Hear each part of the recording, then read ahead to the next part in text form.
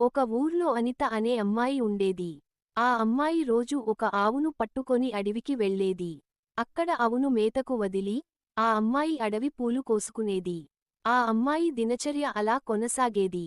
ఆ అమ్మాయి చాలా తెలివైనది, తెలివిగా మాట్లాడుతుంది కూడా. ఆ అమ్మాయి మీద మనసు పడ్డాడు మహేష్. కాని ఆ అమ్మాయికి ప్రేమలన్న దోమలన్నా అస్సలు ఇష్టముండదు. ఒక రోజు ఆ అమ్మాయి ఒంటరిగా కూర్చోనుండగా ఆ అమ్మాయి దగ్గరకు వెళ్ళి, అనిత నేను నిన్ను ప్రేమిస్తున్నాను అని తన మనసులో మాట చెప్పేశాడు. అప్పుడు ఆ అమ్మాయికి చాలా కోపం వచ్చింది. చెల్లుమని ఒక చెంప దెబ్బ కొట్టి అక్కడనుంచి వెళ్ళిపోయింది. తర్వాత 2 రోజులు అనిత అవును అడవికి తోలుకని రాలేదు. మహేష్కు ఏం చేయాలో ఏమో ఏమీ అర్థం కాలేదు. కొన్ని రోజుల తర్వాత మళ్ళీ అనిత ఆవును పట్టుకొని అడవికి వచ్చింది. అవును మేతకు వదిలి ఆవిడ పూలు కోస్తూ ఉంది. అక్కడికి మహేష్ వచ్చాడు. అనిత నన్ను క్షమించు, నేను నిన్ను ఇబ్బంది పెట్టాను.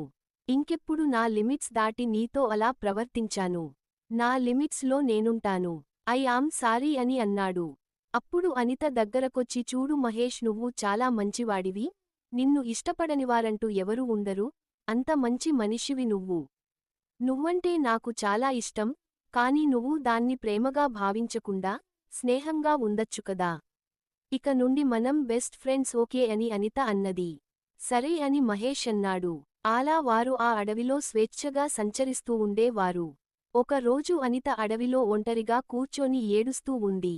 మహేష్ అక్కడకు వచ్చి ఎందుకు అనిత నువ్వు ఏడుస్తున్నది నాకు కారణం చెప్పు అని అడగగా, అనిత చెప్పింది, నా ఆవు కనిపించట్లేదు అని. దానికి మహేష్, సరే నువ్వు ఏడవకు ఇక్కడే ఎక్కడో ఒక చోట గడ్డి మేస్తూ దారి తప్పిపోయుంటుంది. నువ్వు ఏమి కంగారు పడకు అని మహేష్ ధైర్యం చెప్తాడు. కాని అనిత బాధపడుతూనే ఉంది. అది చూడలేక మహేష్ ఇలా అన్నాడు. అనిత నువ్వు ఇంటికెళ్ళు నేను అవును వెతికి తీసుకొస్తాను సరేనా అని అనితను ఇంటికి వెళ్ళిపొమ్మంటాడు. ఇక అడవంతా తిరిగి తిరిగి మహేష్ ఆవును పట్టుకుంటాడు. అమ్మయ్య అని అవును తీసుకొని అనిత దగ్గరకు వస్తాడు. అనిత తన అవును చూసి చాలా సంతోషంగా దగ్గరకొచ్చి ఆవును ముద్దులాడుతుంది. మహేష్కు థాంక్స్ చెప్తుంది. మరసటి రోజు అడవిలో మహేష్ ఒంటరిగా కూర్చొని ఉంటాడు. ఏదో పోగొట్టుకున్నట్టు.